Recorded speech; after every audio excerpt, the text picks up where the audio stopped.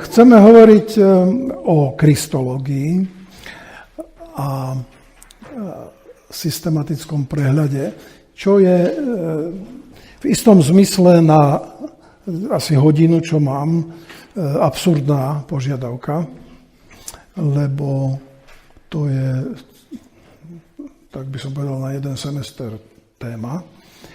Ale ja som tam napísal, že je to systematický prehľad a môj cieľ, alebo spôsob, akým by som chcel dosiahnuť to, čo by som mal, že sa teda o tom niečo dozviete, je, že ja to teraz nahrám, potom vám pošlem tento PowerPoint vo formáte PDF a predpokladám, že ak niekto chce z toho niečo mať, tak to bude znovu počúvať a hľadať tie texty, ktoré tam sú.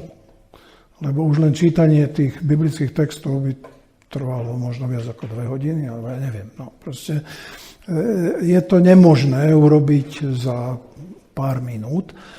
Takže ja chcem, aby ste nadobudli akýsi dojem významu toho a veľkosti tej témy a aby ste sa k tomu vrátili. Inak to nie je možné, lebo my nemôžeme čítať tie texty a bez biblických textov je to nie je dobrá prednáška. Takže rozumieme si? A ak niečo budete chcieť, že mi nerozumiete, samozrejme ho zastavte. No ale ak to bude o tom, že potrebujeme sa pozrieť do Biblie, tak pravdepodobne poviem, že teda si to musíte pozrieť následne.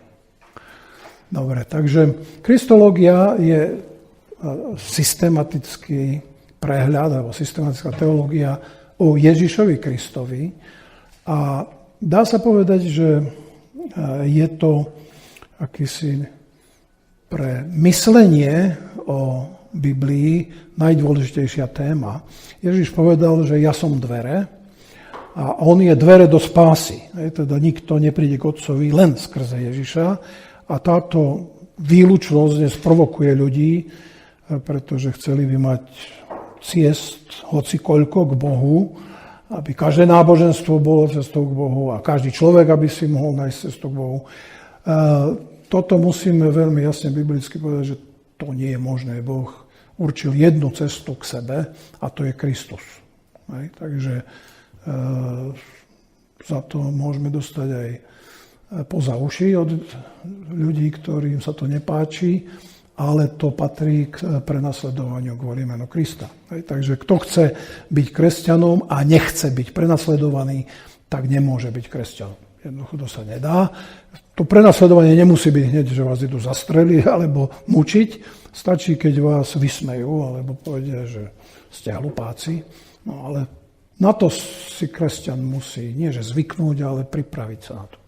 Dobre, takže to je veľmi dôležité si uvedomiť, že vstup do viery, vstup do spásy je skrze Krista a v istom zmysle aj kristológia je vstupom do teológie. Pretože ak chcete rozumieť mnohým témam, ktoré sa v systematickej teológii preberajú, tak potrebujete ísť cez Krista, cez to, kto je Ježiš a akým spôsobom Kristus, Ježiš z Nazareta, túto otázku, ktorú chcete riešiť, na ňu zodpovedá. Takže začnem hneď tým, čo si pozriete, predpokladám, keď budete následne pracovať s týmto. Tu je zoznam dôležitých biblických textov, ktoré ako budete to študovať, by som vám radil všetky si prečítať. To sú kľúčové texty ku kristológii. Samozrejme, že Ježiš povedal takú vetu v Jánovom evanjeliu 5.39, hovorí, že študujte písma, tie sú o mne. Takže v istom zmysle celé písmo ukazuje na Krista, ale nie je to explicitne a nie je to úplne ľahké zistiť ako, ale toto sú miesta, ktoré hovoria na dané témy, tak to si potom pozriete. Dostal som od vás radu, teda od vášho vedúceho, môžem tak nazvať, že by som mal niečo z apologetiky, tak som tam dal niečo, čím sa stretnete, ak budete študovať kristológiu v tzv. Vedeckom vydaní. Vedci, toto napísal N.T. Wright v jednej knihe, ktorá sa volá Jesus and the Victory of God. On je veľmi populárny dnes.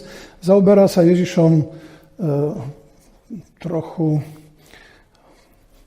takým zvláštnym spôsobom, ako keby Ježiš konštruoval svoje vedomie a tak ďalej. Proste ako keby to bol nejaký obyčajný človek, čo netvrdím, že tento Wright hovorí, ale to, ako sa o ňom vyjadruje, o jeho viere, akože Ježiš mal vieru a asi si to myslel a tak ďalej, tak to nie je úplne úctivý postoj.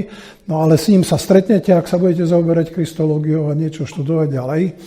No a on vo svojej knihe, ktorú som tam vypísal, Jesus and the Victory of God, začína niekoľkými výrokmi ľudí, ktorí vedecky sa zaoberali Ježišom. Albert Schweitzer, možno, že to meno poznáte, je lekár, ktorý pri rieke Ogové liečil v Afrike, tak prichádza k nám ako niekto neznámy, teda Ježiš. Hej. Bultmann, naozaj si myslím, že o živote a osobnosti Ježiša nemôžeme vedieť takmer nič. Barth, veľký teológ. Ježiš Kristus je v skutočnosti z historického hľadiska tak ťažko poznateľný. Lightfoot. Podoba pozemského Krista nemenej než nebeského je nám z väčšej časti skrytá. V evanjeliách sledujeme len okraj jeho ciest. Nik už nie je v takej situácii, aby mohol napísať Ježišov životopis. Teda veľmi negatívne postoje. Dnes sa pestuje niečo ako jezuológia. Jezuológia je snaha porozumieť Ježišovi čisto z historického hľadiska ako pozemskej bytosti. Na základe judaizmu, vtedajšej rabínskej teológie a tak ďalej. Takže zaoberať sa Ježišom je v nejakom zmysle mimoriadne citlivá a skoro by som povedal riskantná situácia. Pretože okolo nás prebieha duchovný boj a o vašu dušu prebieha duchovný boj. Keď sa zaoberáte Kristom, tak niekomu veľmi záleží na tom, aby ste ho dobre nespoznali. Aby ste si o ňom mysleli čokoľvek, len nie pravdu. Pretože poznať Krista znamená byť dieťaťom Božím a byť veľmi nebezpečný pre niekoho v duchovnom boji. Tak ja vás nechcem strašiť, to je o víťazstve, nie o strachu, ale proste zaoberať sa Kristom je mimoriadne citlivá záležitosť. A veľmi dôležitá, ako som povedal, je dvere do teológie. Takže buďte opatrní a vždy sa modlite. Keď rozmýšľate o Ježišovi, modlite sa. Na toto, čo tu títo vedci povedali, či historici, apoštol Pavol odpovedá si tým, že ak sme aj poznali Krista podľa tela, teda historického Krista, teraz už ho nepoznáme. Hej, teda po vzkriesení my chceme Krista poznať vzkrieseného a pristupovať k nemu cez duchovnú, tak by som povedal, sféru a osloviť ho ako vzkrieseného a cez toto poznanie pristupujeme k histórii. Ak pristupujete k Ježišovi cez jezuológiu, tak asi zistíte mnoho zaujímavých vecí, ale nepovedie to k evanjeliu. Teda ja neodmietam jezuológiu, akože to je zlé, ale nevedie to k tomu, čo tu Pavol hovorí. Dobre? Tak to je niečo k tomu, hádam, tej apologetike, aby ste rozumeli, že kristológiu treba brániť.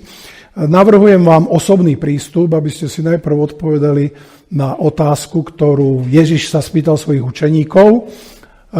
Za koho ma pokladáte vy? A Peter povedal, ty si Mesiáš, alebo Kristus, syn živého Boha. To je odpoveď, ktorá nemá byť len katechizmová, ale experienciálna.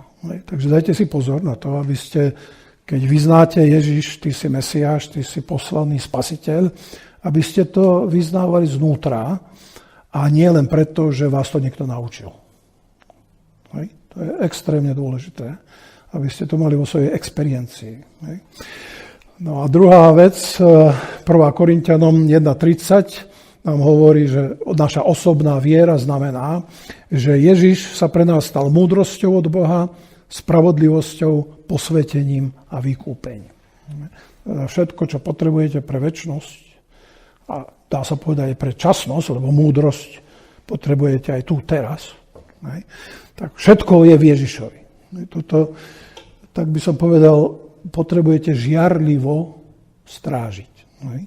Ak niečo žiarlivo strážite, tak nie len partnera alebo partnerku, ale Ježiša si žiarlivo strážte vo svojej mysli a vo svojom srdci. Rozumieme tomu? Ježiš chce byť milovaný a ak ho len chceme poznať bez toho, aby sme ho milovali, tak naša láska k nemu nebude realistická. Hej? Takže to poznanie musí byť spojené s akousi, ako nerád používam to slovo, lebo možno to nie je úplne výstižné, ale takou zamilovanosťou. Proste žiarlivá láska. Boh je žiarlivý, asi keď čítate Bibliu, tak viete, že Biblia hovorí, že Boh je žiarlivý Boh. Prečo? Lebo si chce vyhradiť tých, čo ho milujú pre seba a nedeliť sa o ich lásku. Boh má nárok na našu celú lásku, no a Ježiš je Boh, takže má nárok na tvoje srdce. Dobre, takže to je osobný prístup. No a teraz poďme už asi k tomu, čo vám sľubujem, že budeme mať prehľad. Téma kristológia sa v prvom rade dá deliť na dve veľké časti. Vždy som vytvoril také, že mind maps, teda mapy mysle, kde ukazujem, ako sa tá veľká téma delí. A tam hore, nad tým bielým obrázkom, JPG-čkom, je vždy, kde sa v tom systéme nachádzame. Takže tu budete mať, kde v tom pavúku, alebo ako to nazveme, sme práve, aby bol nejaký prehľad, aj keď ten prehľad je veľmi problematický. Teda pokiaľ to nemáte načítané v mysli. No dobre, pokračujeme. Najskôr budeme robiť tú hornú časť, Kristova identita, hypostatická únia. To asi nemusíte vedieť, ale keď čítate odbornú literatúru, tak hypostatická únia znamená, že dve podstaty sú v Ježišovi spojené a to je božská a ľudská. Teda, že on je plne Boh a plne človek v jednej osobe. To je tajomstvo, nad ktorým si lámu hlavu teológovia aj neteológovia, ale ak chcete byť kresťania, tak Boh, Ježiš musí byť plne človek a plne Boh vo vašej viere. Takže ideme na tú hornú časť, Kristovú identitu. A tu budeme najskôr deliť ako Ježiš Kristus je plne Boh a plne človek, Ježiš Kristus syn Boží, Ježiš Kristus syn človeka. Zase delenie tej identity, kto je Ježiš, na dve hlavné časti. A to je, že on syn Boží a syn človeka. Prosím vás, syn Boží a syn človeka, toto je zase dôležité pre pochopenie Biblie. To je hebraizmus na to, že je to Boh a človek. Hebrej, keď povie syn Boží, tak to je inými slovami, že je to Boh. A keď povie, že syn človeka, syn Adama, tak inými slovami, že je to človek. Na tom sa potkli Gréci a aj my, lebo my, keď povieme syn, tak máme pocit, dobre, tak aj ja som syn Boží, keď som dieťa Božie, alebo dcéra, no ak chcete, aby sme gender dodržali dnes, tak my nie sme bohovia, aj keď sa môžeme nazvať deťmi Božími. No ale syn Boží, keď Ježiš hovoril o sebe, že je syn Boží, tak ho chceli kamenovať, lebo vedeli, že to je nie syn Boží ako človek, ale že syn Boží je Boh. Takže zvyknite si na tento hebraizmus. No a tam je niekoľko miest, ktoré si, keď to budete študovať, predpokladám, nájdete, Matúš, Marek, Lukáš a tak ďalej. Nemôžeme ich čítať. No a ideme tou hornou časťou, identita, k tomu, že čo znamená, že je Syn Boží. Hej? Takže teraz prehľad toho prvého, tam máte, že kde sme, Kristológia, Kristova identita, Ježiš Syn Boží. No a čo to znamená? Hej? Tak Ježiš má božskú identitu, som hovoril, že Syn Boží je Boh, je preexistenčný, teda Ježiš nevznikol, keď sa narodil, tak to asi je jasné, hej? Že teda mal preexistenciu. A tam potom má rôzne mená, ktoré ešte rozvinieme. To, že je Syn Boží, znamená, že má postavenie Boha, že ho máme uctievať ako Boha. Teda Ježiš vyžaduje a zasluhuje si a tá naša viera musí ho uctievať ako Boha. No a my máme teraz 1700 rokov od Nikajského koncilu 325, tak toto, že je Syn Boží ako Boh, Gréci dlho riešili, dá sa povedať, že 300 rokov, no nechcem, to je prehnané, ale dlho. A v tej Nikaji prišli s nejakým gréckym riešením. Tak najskôr ideme na ten prvý, na tú preexistenciu.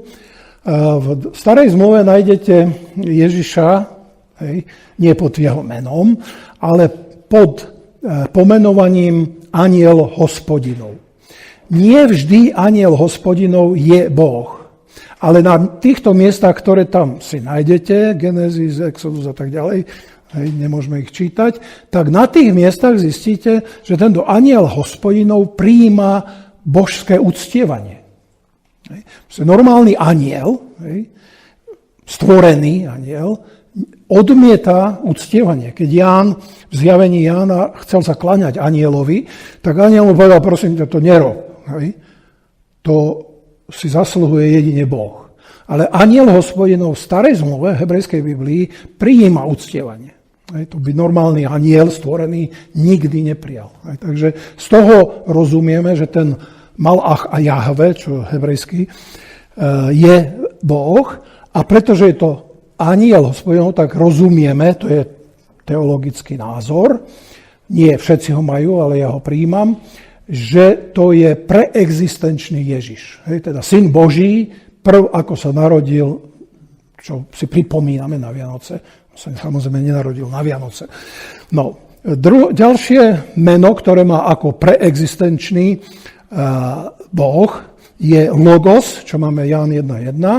Logos znamená, že predtým, než Boh stvoril, tak mal nejaký, možno, že by sme mohli povedať, vedecký plán. No, to slovo vedecký samozrejme je smiešné v tejto situácii. Ja vám to len chcem pripodobniť, že stvorenie je podľa nejakého logosa, podľa nejakého systému. Hej? Že to nie je len, že Boh náhodne si vymyslel niečo a potom sa škrabalo za hlavou, že počkaj, to mohlo byť inak.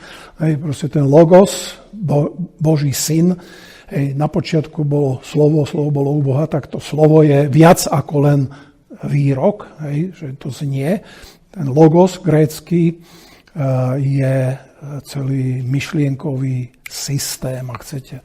Dneska, z toho sú lógie, hej, keď máte teológia, geológia a tak ďalej. Tie lógie sú slova logos. Hej. No a ďalšie meno je Kyrios. Hej. Kyrios v Novej zmluve, ktorá je po grécky a nepoužíva hebrejské slová priamo, teda niekedy áno, ale normálne nie, tak Jahve, to meno je nazvané, je nahradené slovom Kyrios, pán. Takže na týchto miestach, ktoré som tam určil, je evidentné, že ten Kyrios má byť s veľkým kappa, a to Kyrios je označenie pána. Neviem, či viete, ten proces Židia prestali vyslovovať meno Jahve, hej, a nahradili ho menom Pán. My to máme v Bibliách Hospodin. Hej. Takže protestantské Biblia a ekumenický preklad má Hospodin, aby sa vyhol zneužitiu mena Jahve. Hej. No a v Novej zmluve to Pán, ten Hospodin je Kyrios. Hej. Takže to sú preexistenčné mená, hej, tam hore vidíte. A teraz pôjdeme na tú ďalšiu, na dielo a postavenie, tak podľa týchto miest, ktoré tam máte, Ján 1.3, Kolosanom 1.16, 17 a Hebrejom 1.2, je Ježiš, teda Syn Boží, zatiaľ hovoríme o Synovi Božom, lebo je preexistenčný, sa zúčastňuje na stvorení. Teda je stvoriteľ. Ja som to nenapísal veľkým S, pretože som chcel ukázať jeho funkciu. Rozumiete? Stvoriteľ je normálne s veľkým S, keď označujeme Boha. Ale ja som dal schválne s malým, aby sme rozumeli, že stvoriteľ, že je funkcia jeho stvoriteľská. Ježišova, teda Syna Božieho, predtým, než bol Ježiš. No. A zároveň je to dedič. Hej, teda on sa zúčastňuje na stvorení, ale celé stvorenie je jeho dedičstvom. Hej. Takže ak sa chcete potešiť sami seba, aký ste významní, tak si môžete povedať, že ja som dedičstvom Ježiša. Hej. Vás dedí. Hej. Chce vás mať, lebo to je jeho dedičstvo. Dobre? Zaujímavé. Hej. To vás môže potešiť, aspoň dúfam. Lebo niekedy vás ľudia odmietajú a povedia si... Proste nebudeme riešiť psychológiu. Dobre, poďme ďalej. Som vám slúbil, že budeme hovoriť o Božskej Trojici, tak aspoň niečo. Časť toho nikajského vierovyznania o Ježišovi, lebo je to o celej Trojici. Ten nikajské vierovyznanie hovorí o Otcovi, Stvoriteľovi, o Synovi a o Duchu Svetom.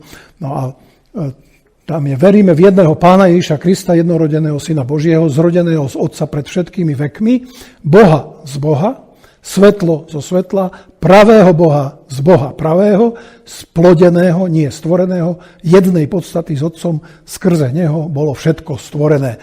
Tak to je Nikaja, ktorá dá sa povedať do gréckeho hávu, do gréckeho nejakého obleku, dáva to, čo nájdete v Biblii. Hej, takže nie je to inšpirovaný text. My, protestanti, nehovoríme, že dogmy sú inšpirované. Hej, rímskokatolícka cirkev dogmy považuje za inšpirované texty, lebo inšpirácia pokračuje v učiteľskom úrade cirkvi. My, protestanti, tvrdíme, že inšpirácia božská, prorocká skončila dopísaním kánonu písma.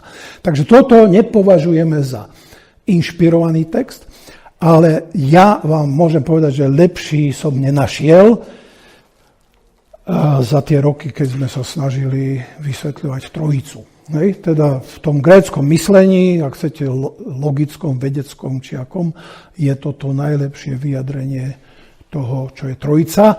Stretol som sa s ľuďmi, ktorí chceli ísť nejako na novo, ale vždy vymyslené nejakú hlúposť. Takže dajte si pozor, ak chcete redefinovať Trojicu, tak nesnažte sa byť múdrejšie ako Nikaja.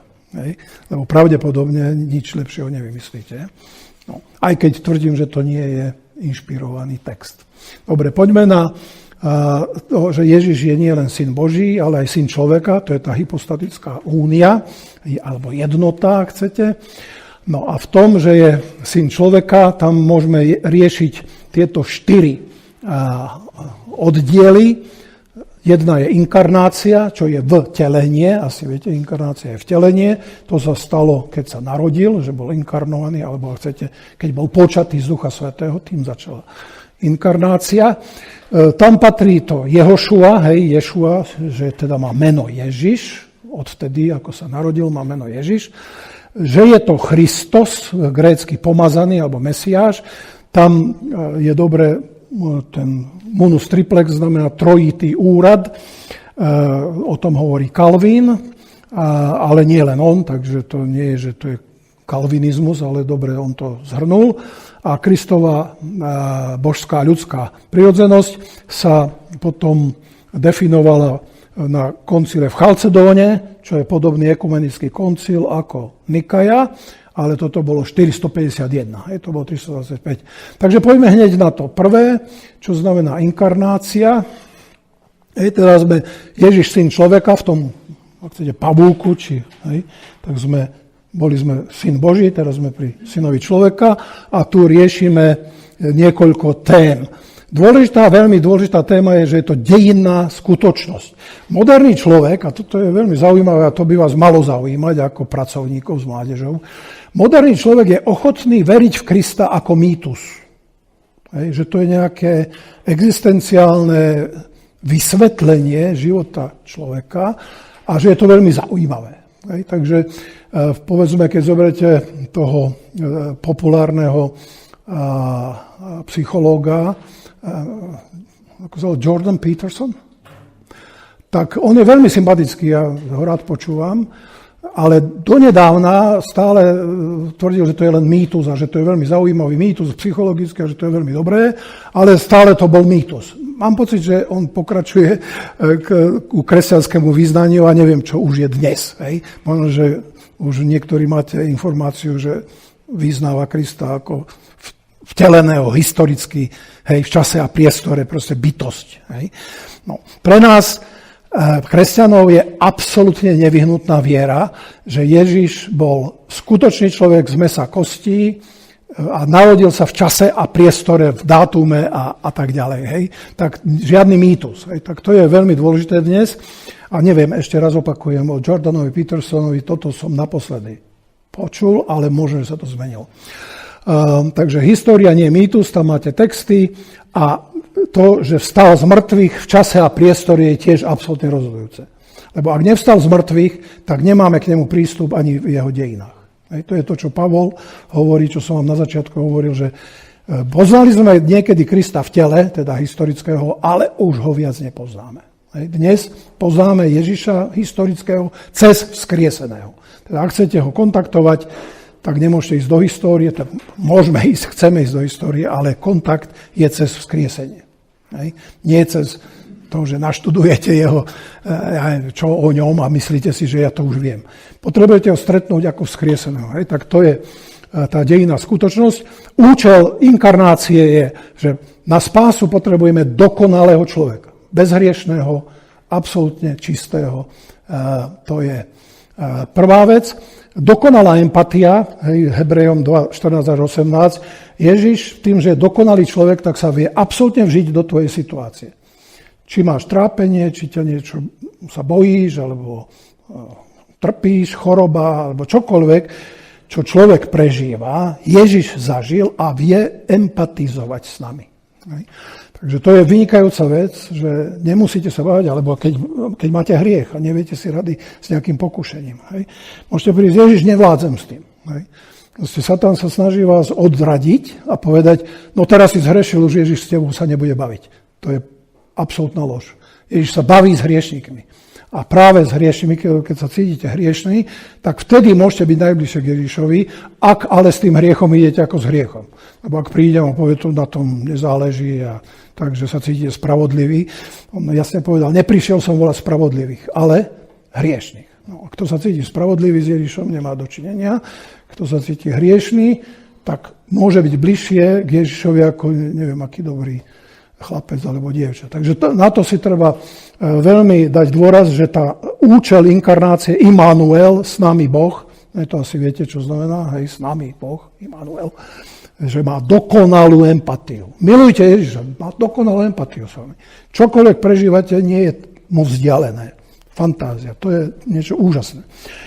A dokonalé vykúpenie znamená, že nás absolútne vie vzkriesiť. Hej. Proste my nepotrebujeme len prijatie v tomto živote, my potrebujeme nový život. Vás sa to ešte veľmi netýka, ste mladí a ja už o tom viac viem v mojom veku, že proste nestačí mi, aby som mal lieky a zdravie alebo ja niečo. Ja potrebujem, keď budem pod drnom, aby som vedel, že budem mať nový život a nové vzkriesenie. Rozumiete? To čaká všetkých, niekoho skôr, niekoho neskôr, mnohí sú pred nami, už odišli, ale dokonalé vykúpenie je účel inkarnácie. Poďme na ďalšiu tému a to je meno Ježiš. Ježiš znamená jeho šuach, máte ho v starom zákone na týchto miestach, ktoré som tam vypísal, skrátené Ješua. Hej. Jozua je to isté meno, jeho šua.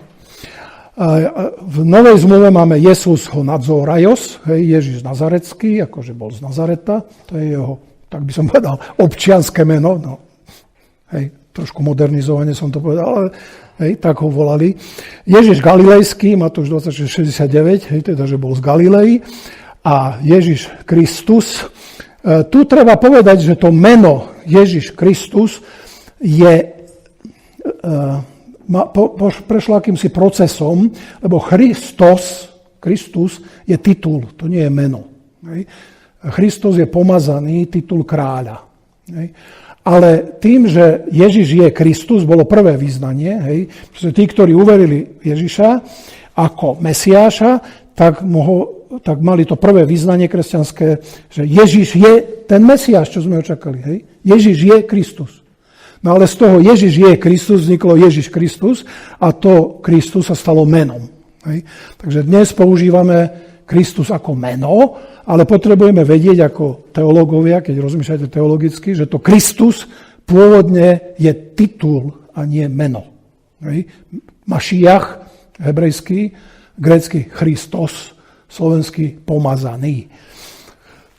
No a to je to posledné teda v tomto pavúku, či to. A prerazíme na ten trojitý úrad. To je veľmi zaujímavé.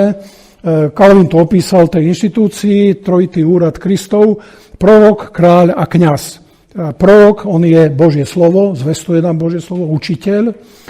Kráľ je vládca, Mašiach, hej, Božia vláda, mesiánsky kráľ, trpiaci kráľ, nebeský, eschatologický kráľ kráľov, ten, ktorý bude na veky panovať. Hej. Bude tak, že nikto iný nebude mať vládu, len Ježiš. Hej. Na to sa kresťania tešia. Hej. A iní sa veľmi boja. Hej. Lebo proste, keď čítate Zjavenie, tak viete, ako to je.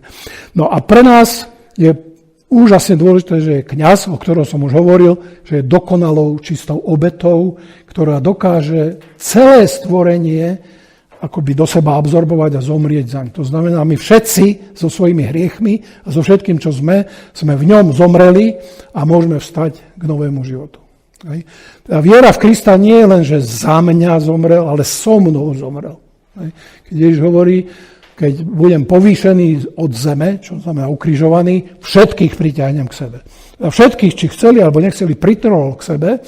A tí, ktorí nechcú, samozrejme, ich nebude nútiť, takže ja netvrdím, že je tu nejaké univerzálne spasenie, ale ponuka spasenia je pre všetkých. Hej, pretože Ježiš naozaj zomrel za všetkých, aj keď kalvinisti tvrdia, že je to limitované. Ja v tomto s nimi nesúhlasím. Samozrejme súhlasím s tým, že kto neverí, tak nie je spasený a tak ďalej, tak to nie, ale ten limited atonement, k tomu ešte prídeme. Hej. Takže to sú tri úrady, trojitý úrad, munus triplex, prorok, kráľ, kňaz. A teraz ideme na ten Chalcedón, Kristova božská ľudská prirodzenosť. Hej. Tak ako žasli nad tým, ako Ježiš a Boh môže byť jeden Boh a dve či tri bytosti, no a hlava ich bolela, ale vymysleli význanie 325, teda 1700 rokov, tak potom ich bolela hlava, teda našich teologických praotcov či otcov, že ako môže byť plne človek a plne Boh v jednej osobe. No. A prišli s tromi negatívami, hej, a jeden autor sa mi páči, R.C. Sproul, možno, že niektorí ste o ňom počuli, zomrel pred pár rokmi. R.C. Sproul hovorí, že to sú 4 slová, ktoré keď idete za ne, tak určite vstúpiť do nejakej herézy. Hej. Takže znovu, tak ako pri Trojici vás varujem, nebuďte múdrejší ako Nikaja, tak pri Chalcedóne vás varujem, nebuďte múdrejší ako Chalcedón. Hej. 451. A tie 4 slová sú, že teda Ježišova božská a ľudská prirodzenosť sa nemieša, ale zároveň sa nemení jedna na druhú. Hej. Teda je bez zmeny a bez zmiešania. Bez rozdelenia, nemôžete ich oddeliť, nemôžete povedať, tu je Boh a tu je človek. Ale zároveň nemôžete ich rozlúčiť. Takže tam máte grécke slova asynchitos, atreptos, adiairetos a choristos. A chcete, môžete študovať grécky, ale podstata nie je gréčtina. Podstata je, že prišli so 4 negatívami, ktoré akoby robia ohradu od toho, ako to nie je, ale pozrieť sa do toho, ako je, nikto nevie. A R.C. Sproul to veľmi pekne zdôraznil, nechoďte do toho tajomstva, nevieme, ako to je. Hej. Ale Duch Svätý potvrdzuje túto vieru. Znovu, nie je to inšpirované pre mňa, pre protestantov, teda nie, že pre mňa, ale pre protestantov, ale je to dogma, ktorá si myslím veľmi dobre vystihuje túto tému. No a prechádzame na druhú veľkú časť, ako sme mali Ježišovu identitu. Ja sa teraz chcem spýtať, potrebujete prestávku, otázku alebo niečo? Môžeme pokračovať. Dobre.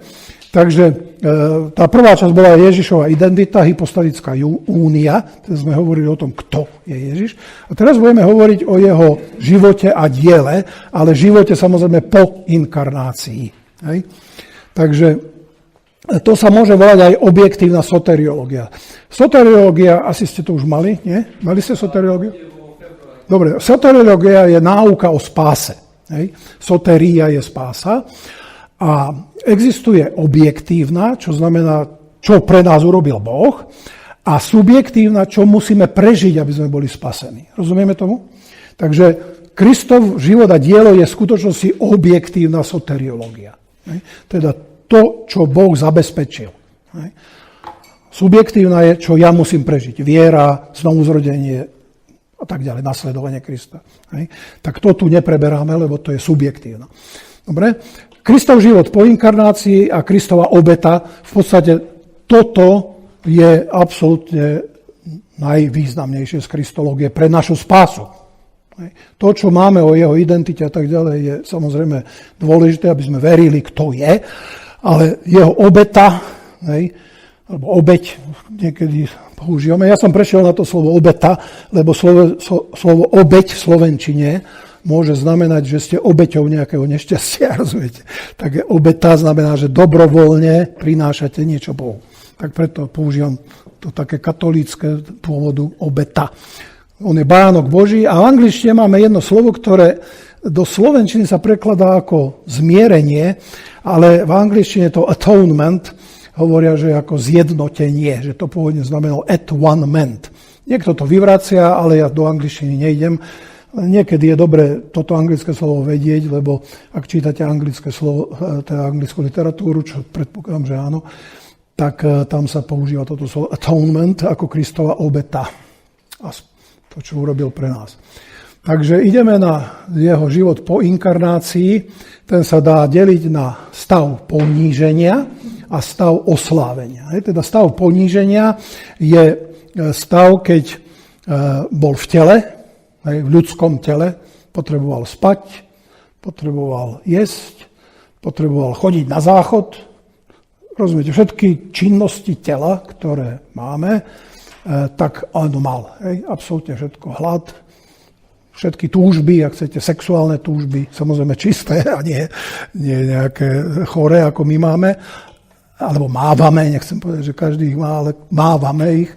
No, bol poslušný, teda bol otrokom Hospodinovým, absolútne poddaný, teda nebol ako pán, ale ako sluha, to je sluha Hospodinov Izajášovi, trpel a zomrel. Tak stav poníženia sú tieto fakty o Kristovom živote po inkarnácii, čo si musel užiť ako normálny človek. Niekedy sa to hovorí o kenóze, vyprázdnení, že teda nepoužíval božské sily. Teda Kolosanom apoštol hovorí, že v Kristovi prebýva plnosť božstva telesne. Plný Boh, ale nepoužíval tú božskú moc. Takže všetky zázraky a všetko, čo Kristus robil ako Duchom Svätým naplnený človek, čo by mohol robiť každý človek, keby bol v takom stave spravodlivosti a proroctva ako Kristus. Rozumiete? Nič z toho, čo Ježiš robil, nebolo v mysle, že on je Boh, tak on si to môže dovoliť. Lebo to by nebolo fér. A ak chcete, to je taká poznámka na okraj, diabol alebo Satan je mimoriadne šikovný právnik. To vidíte, keď debatoval s Jobom, tak on sleduje každý právny nárok, ktorý mu vzniká nejakým hriechom alebo nesprávnym krokom. A čokoľvek kresťan alebo niekto, a Ježiš zvlášť, by urobil proti pravidlám, tak Satan by to bol stopol. A Boh ako spravodlivý by to musel uznať. Boh je tak spravodlivý, že začína súd od domu Božieho. Takže my nemáme nejaké výhody v zmysle, že nám sa niečo prepečie. My máme odpustené pre kríž, ale to nie je, že sa nám to prepečie. Rozumiete to? To musí byť zaplatené, musí to byť vyriešené. Takže toto je veľmi dôležité, že Ježiš v tej, to je Filipanom 2. kapitole, tam čo píšem, Filipanom, tak tam je, že ekenózen, to je grécky, sa vyprázdnil. No, slovenský vyprázdnil znamená niečo nechutné v tom zmysle, no ale lepšie slovo nemáme. Teda on sa vyprázdnil v zmysle božskej sily, že ju odstránil zo seba, teda odstránil. Ona tam bola zrejme, toto sa hádajú niektorí teológovia, či ju vôbec nemal k dispozícii, alebo či ju mal, ale nepoužíval. No, v podstate je to jedno, ale záleží to potom o tom, ako rozumiete tomu kenotickému stavu. Kenotický stav je stav vyprázdnenosti. Že teda nie je Boh. Je Boh, ale nepoužíva to. Zložité, keď sa budete tým zaoberať, tak máte čo robiť. Dobre. Takže stav oslávenia, tak niekoľko bodov. Vzkriesenie. Vzkriesením bol vyhlásený za Syna Božieho. Nájdete si tie miesta potom. Na nebo vstúpenie, odišiel do neba. Zoslal o intronizácii, keď bol oslavený, zoslal Svätého Ducha. To, že máme nárok na Svätého Ducha, to je Ježišovo oslávenie. Prihovára sa za nás, fantastické. Ja dúfam, že aj v tejto chvíli za mňa. Hebrejom 7.25, Jan 1, teda 2.1, 1. Jan 2.1. A druhý príchod, parúzia, sa to volá. Parúzia je grécky prítomnosť a druhý príchod Kristov voláme niekedy parúzia, akože príde. Tak to sú stavy oslávenia. Tam by sa dalo dať ešte aj, že bude večne kráľovať, ale to som už tam mal, že teda je to večný kráľ, eschatologický kráľ, ale tu by to mohlo byť tiež, že to je stav oslávenia. Teraz poďme na to, čo som nazval, že je najvýznamnejšie pre našu spásu. Toto je tá objektívna soteriológia. A tu ako atonement, ako baránok Boží, môžeme rozdeliť na niekoľko častí. Netvrdím, že je to všetko, čo tam by mohlo byť, ale je to niečo, čo som považoval za kľúčové, za dôležité pre vás, pre nás tu spolu. Tak motív toho atonementu, toho zmierenia, alebo Kristovej obety, je Božia láska. Ak chcete, môžete povedať Božie milosrdenstvo, alebo Božia milosť. Proste Boh ľutoval človeka, že teda si spôsobil večnú smrť a utrpenie a potreboval to riešiť. No ale potreboval to riešiť spravodlivo. Proste Boh nemôže násilne zasiahnuť do situácie, lebo všetko, čo robí, musí byť spravodlivé. Keďže človek si dobrovoľne zvolil diabla, tak to dobrovoľné muselo byť rešpektované. Takže Boh dodnes rešpektuje, žiaľ, ja nekritizujem Pána Boha, aby ste mi nerozumeli, ale pre nás je to žiaľ, že Boh rešpektuje naše zlé voľby. Proste máme možnosť sa rozhodnúť a Boh to nám dal, aby sme sa tak rozhodli, aby sme sa mohli rozhodnúť. No a potom, keďže nám to dal, tak to rešpektuje. No ale na to, aby nás upozornil, zle ste sa rozhodli a potrebujete s tým niečo robiť, tak potreboval zasiahnuť a nejak nás osloviť. A niečo s tým robiť, to, čo sme zle urobili, napraviť. Keďže my nie sme schopní to napraviť, no tak prišiel Mesiáš. O tom je celé mesiánske poslanie, že potrebovali sme niečo s tým robiť. Boh nás ľutoval, Boh nás miloval, Boh miluje, Jan 3.16, to asi je najznámejší text Biblie, mám taký dojem, ale neviem. A tá jeho láska viedla k tomu, že pripravil zmierenie, atonement anglicky, slovenské zmierenie, alebo to spojenie Boha a človeka. Zdôvodnenie, už som hovoril, že je to Božia spravodlivosť. Boh musí byť spravodlivý a ospravedlňujúci. Toto Lutera šoklo a napísal potom, že sa mu otvorili brány neba. Keď to zistil, že Boh nie je len spravodlivý, ale ospravedlňujúci. Že proste on aj darúva spravodlivosť. Lebo náš problém je teda nespravodlivosť. My sme sa vzbúrili proti Bohu a postavili sme sa na nesprávnu stranu. No a teraz čo s tým? A Boh to musel riešiť spravodlivo ale nie len žiada spravodlivosť, ale v Kristovi poskytuje spravodlivosť. Takže ospravedlnenie, alebo ako v katolíckych textoch máte ospravodlivenie. Hej. Asi to je bližšie slovenskému ospravodliviť, neviem, no ale my používame ospravedlniť. Používa niekto z vás ospravodliviť? Áno? Ospravedliviť. Nie, hej. No, myslím si, že slovenčina používa ospravedlniť, ale niektorí sú bližšie v slovenčine asi. Lebo to ospravedlniť je viac česká koncovka. Údajne. Dobre, takže to sú tie prvé dve veci.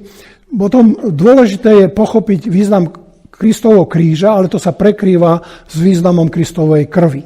Hej, takže preto som tam dal šípku, že teda Kristov kríž pozri krv, Kristova krv pozri kríž. Spasiteľ soter, z toho je to slovo soteriológia, hej, že teda Kristova obeta nám dalo spasiteľa, dalo nám vykupiteľa. To slovo vykupiteľ je z toho, že otroci sa vykupovali z otroctva. Hej. Takže litrotes je to slovo vykupiteľ grécky. Potom je tu téma rozsah vykúpenia, čo je ten známy problém kalvinizmu a arminianizmu. Tak ja ho tam vypíšem, ale neviem, či sa tým chcete zaoberať. No a potom sú teologické teórie vykúpenia, ktoré tiež môžeme sa tým baviť, ale ďaleko sa nedostaneme. Takže pozrieme sa na význam Kristovho kríža.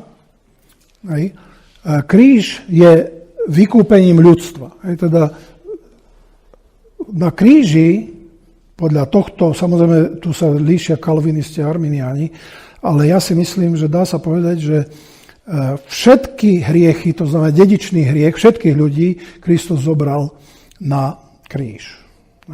Samozrejme, ak ho nepríjmeme vedome, tak to nám nepomôže. Ak sa dopustíme hriechu a neprídeme s pokáním ku Kristovi, tak to, že on zobral náš dedičný hriech, nám nepomôže. Je to ale dôležité pre deti, ktoré sa narodia, teda zomrú pri narodení, alebo pred narodením, alebo potratia ich, interrupcie, alebo pre deti, ktoré zomrú pred vekom zodpovednosti. To znamená, podľa tohto, že celé ľudstvo vykúpil, by znamenalo, ja tomu verím, ale sú rôzni teológovia, že sa nemusíte trápiť s tým, že keď deti zomrú, že čo je s nimi, lebo ich dedičný hriech je pokrytý v odzovkách automaticky. Čo sa stane po smrti, či tam uveria, to nám písmo nehovorí a asi by sme o tom nemali špekulovať. Ježiš povedal, nikto nepríde k Otcovi len skrze mňa, takže zrejme všetky nebeské bytosti, či sú to nenarodené deti, teda pred narodením zomreté, alebo starí ľudia, ktorí uverili, budú mať prístup k Otcovi cez Krista. Ako, sa ma nepýtajte, to je lepšie o tomto nešpekulovať.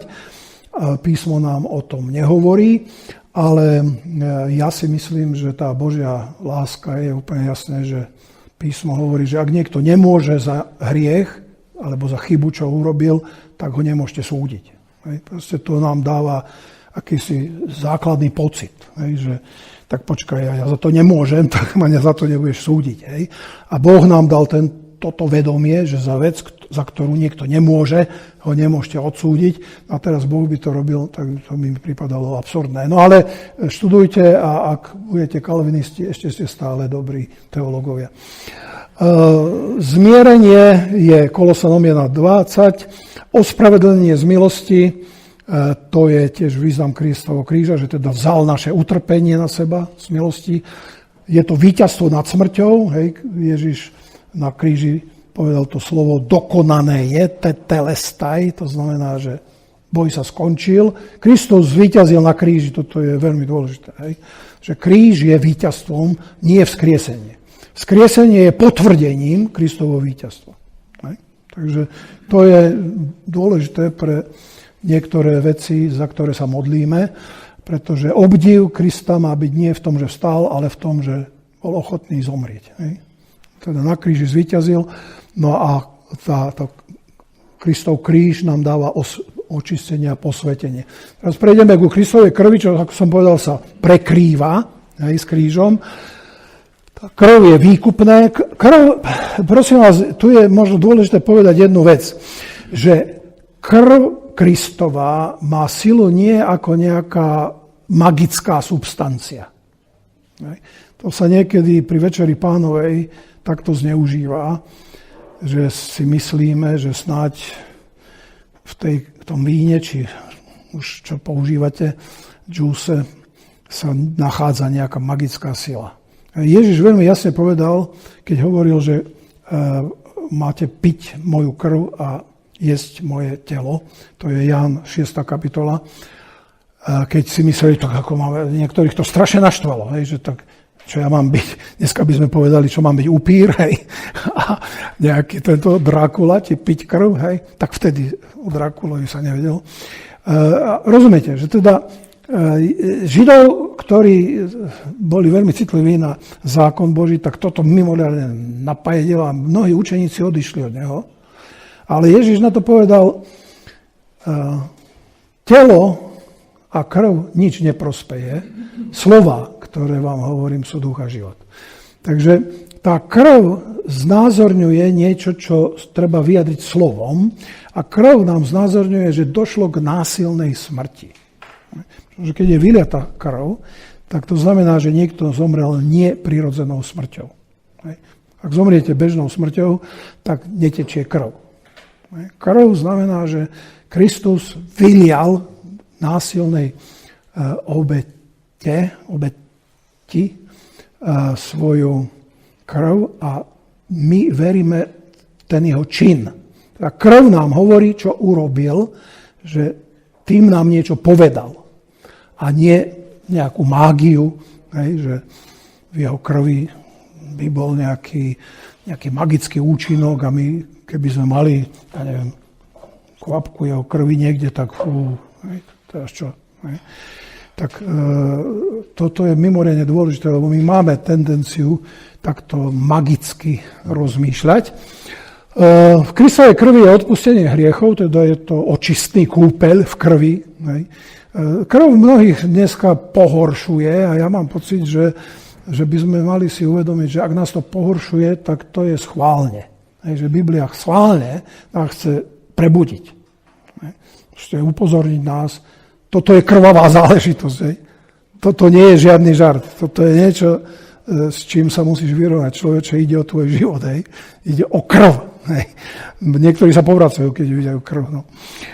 Zmierenie s Bohom je tiež v Kristovej krvi očistenie víťazstvo nad diablom, zjavenie 12.11, to je veľmi pekne, že pre jeho krv zvíťazili nad diablom a prístup k Božiemu trónu cez očistenie krvou.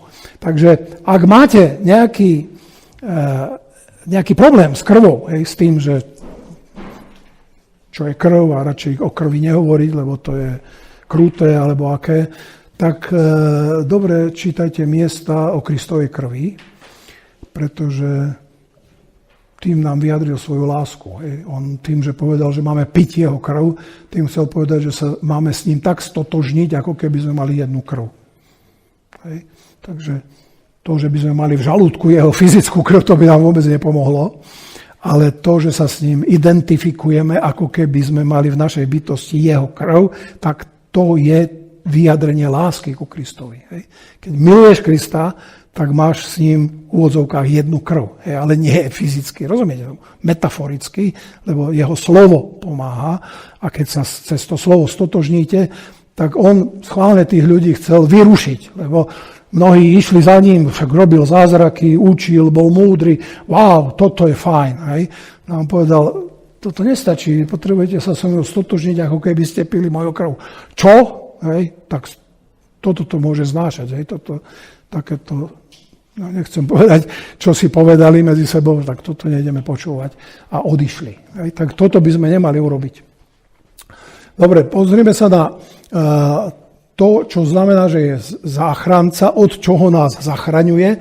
Znovu, asi by sme našli viac miest, ale Kristus nás zachraňuje od hriechu, hej, to je hneď ten vianočný text, ktorý mal, že nazveš jeho meno Ježiš, lebo on zachráni svojich ľudí, svoj ľud od ich hriechov, nielen od trestu, ale od hriechov. Zachraňuje nás od Božieho hnevu, zachraňuje nás od večnej smrti, od pekla, môžeme povedať. Zachraňuje nás od satanovej vlády, alebo nadvlády. Zachraňuje, vytrháva nás zo súčasného zlého sveta, Galatianom, alebo súčasnej zlej doby. To svet sa niekedy používa v zmysle období, ako éra. Zo odsúdenia zákonom, od odcudzenia od Boha a z večného zatratenia. Tak večné zatratenie a večná smrť, ako vidíte, sa prekrýva, no ale by sa dalo vypísať viac vecí. Toto sú, by sa dalo povedať, kľúčové, že keď hovoríme, že Ježiš je spasiteľ, tak tieto veci by sme mali mať na mysli. Ešte raz opakujem, že ten moderný človek často čaká spásu Krista akoby v priestore tomto, že chce zdravie, chce prijatie, chce úspech a nejakým spôsobom, povedzme, mier, ekonomickú prosperitu. No a to isté, že je niečo, čo všetci chceme. Nechcem povedať, že nám to Boh nedáva. V starom zákone celý úspech poslušnosti bol o tom, že bola úroda, mier a prosperita. Takže starozákonná spása veľmi silne bola naviazaná na fyzické a spoločenské blaho, tak by som povedal, blahobyt. To je stará zmluva. V novej zmluve nám Ježiš nesľúbil, že sa budeme mať blaženie a všetko bude. Dokonca jasne povedal, že budete mať utrpenie, ale nebojte sa, dúfajte, ja som premohol svet. Takže pozor na to, toto kresťanstvo prosperity, či je gospel prosperity, evangelium prosperity, je založené na starej zmluve a netvrdím, že v novej zmluve to nikdy nefunguje, to by som v živote nepovedal, ale nie je to centrum novozmluvnej zvesti. Takže novozmluvná zvesť je o tom, že Boh a cez Krista nám dáva večnosť a nie to, že tu budeme zdraví a mať sa dobre. Ale samozrejme, môžeme sa mať dobre a môžeme byť zdraví. To som nepovedal, že nás neuzdravuje. Ďaká Bohu, ja som to zažil. Takže áno, Boh aj dnes uzdravuje, ale to nie je centrum sľubu spásy. Slovo vykupiteľ je vykupiteľ spod zákona, lebo zákon z nás otročuje, ale pozor, nevyslobozuje nás tak, že sa staneme bezzákonnými. Takže hneď za sebou som dal vykúpenie spod zákona, ale aj z bezzákonnosti. Takže vykúpenie spod zákona neznamená, že si môžeme robiť, čo chceme, ale znamená, že nie sme súdení zákonom, ale sme súdení Božou milosťou. To je veľký rozdiel. Takže tie dve veci si dajte dohromady. Vykúpil nás z trestu za hriechy a zo zotročenia človekom. Tak nebuďte otrokmi ľudí, to si myslím, že je veľmi dôležitá inštrukcia od Pavla. No tu sme pri tom arminiánsko-kalvinistickom nekonečnom spore. Ja som nejaký kalvinián, keby ste sa mňa pýtali, tak bez mučenia by som sa priznal, že som viac na strane kalvinizmu, ale niektoré veci mi nesedia, takže ja vám len poviem, čo tam je. Tulip, možno, že ste počuli, to je taká skratka angličtine tulipán, tulip na zapamätanie. Úplná skazenosť, total depravity, teda človek je nie úplne zlý, že už horší nemôže byť, ale všetko, čo na ňom je načaté. Teda ako keby ste mali ovocie, jablko, tak ono nie je úplne skazené, ale každé z nich je načaté. Proste niekde niečo nie je v poriadku. Nepodmienené vyvolenie, teda že to vyvolenie nie je podmienené našou kvalitou. Limited atonement, obmedzené vykúpenie, tak to som práve hovoril, že ja si myslím, že Kristus vykúpil všetkých, ale nie všetci ho príjmú. Takže v podstate naše odmietnutie Krista je neviera a nie, že niekto nebude povolaný, ale to je, ak ste noví kalvinisti, tak so mnou nebudete súhlasiť. Neodolateľná milosť, hej, že teda Augustinus s tým prišiel, že keď vám Boh dáva milosť, tak to nemôžete odmietnúť. Nad tým by som tiež sa pýtal, či to tak musí byť, ale dobre.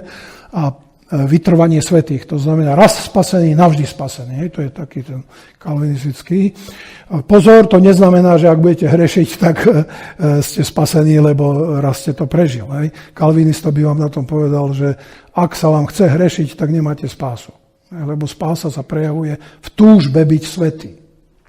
Takže ak nemám túžbu byť svätý, tak podľa kalvinistov nie som spasený. Takže pozor na to. Kalvinizmus je veľmi dobrý systém a ako som povedal, je mi sympatický, ale niektoré veci sa mi zdá, že idú mimo písmo, ale to je diskusia. No a na to arminiáni odpovedia, že áno, sme úplne skazení, ale Boh nám dáva predchádzajúcu milosť, teda predtým, ako uveríme, tak dám milosť k tomu, aby sme mohli uveriť. Božie teda vykúpenie, hej, vyvolenie, hej, election, je založené na tom, že Boh predzvedel,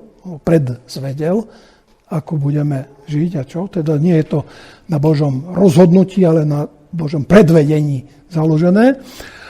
Na neodolateľná, limited atonement, hej, obmedzené vykúpenie, arminiáni hovoria, Kristus zomrel za všetkých. Hej. Účinné je to len pre veriacich. Tak toto veril aj Wesley, a ja Wesley v tomto súhlasím. Neodolateľná milosť je možné odmietnúť, hej, to je arminianizmus, a vytrvanie svätých od milosti je možné odpadnúť. Hej, tak na jednej a na druhej strane sú veľmi účinní evangelisti. Hej. Keby ste študovali Finney, bol jeden z najúspešnejších evangelistov Ameriky, údajne 90% jeho obrátených zostalo veriacich. On bol silný arminián, až taký, že zúfalý. No a potom máte Spurgeona, ktorý je kalvinista, Lloyd Jones a tak ďalej. Takže obľúbte si niekoho a dajte pozor, aby ste ostatných nevyliali s tým, že to sú hlupáci. Hej. Oni vedia, čo vravia a my máme s týmto problém dať to dohromady. Ja to, čo verím, netvrdím, že sa nemýlim, ale inak mi to nesedí. Tozer, ak poznáte to meno, A.W. Tozer, následovanie Boha je preložené, a podmanen Bohem, tak on má jeden článok alebo takú esej, kde píše, nebuďme namyslení na svoju ortodoxiu. To znamená, ak veríme, že veríme správne, rozumiete? Ak veríme, že veríme správne, nebuďme namyslení a neukazujeme na iných, že to sú hlúpi, lebo veria inak. Proste, či veríme správne, alebo v niečom sa mýlime, vždy potrebujeme plnú Božiu milosť a kríž. Dobre? Proste nikto z nás nie je spasený, pretože už verí pravdu. Ja teraz už som na výstavu, lebo som pravdivý. No. Takže na to si musíme dať pozor. Teórie vykúpenia sú tiež veľmi, tak by som povedal, zaujímavé. Diskusie o tom, že čo sa vlastne stalo pri vykúpení. Tak Origenes, 185-253 žil, si myslel, že Boh platil satanovi. Že proste Satan mal nárok na človeka a Boh mu to platil. Ireneus hovoril, že Ježiš je ako druhý Adam. Rekapitulácia znamená, že Ježiš znovu prechádza tým istým, čo Adam, len to úspešne zvládol.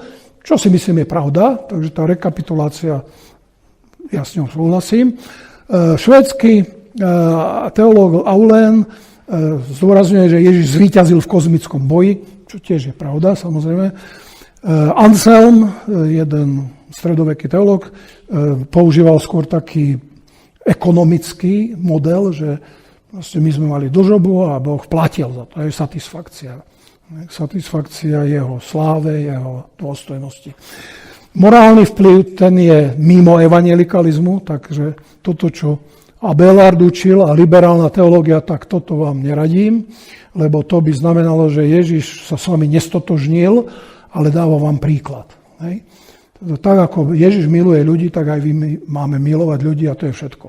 Tak to podľa mňa absolútne je málo, aj keď ten morálny vplyv tam má byť samozrejme, ale nestačí. No a my podpisujeme najviac Kalvina a Lutera. Penálna substitúcia znamená, že nahradil nás v našom treste. A tam, kde som ja mal byť stáť ako odsúdenec a malo byť po mne na veky, tak tam sa postavil Ježiš a ja keď to príjmem, keď to uverím, sa s ním stotožním a zomriem v ňom. Teda tvoja smrť, ak veríš v Krista, už nastala. Sláva Bohu. Keby som bol medzi charizmatiky, tak tu sa kričí Haleluja. Tvoja smrť, moja smrť už nastala v Kristovi.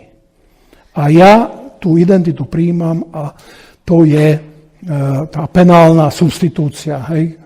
Luther aj Calvin toto učili.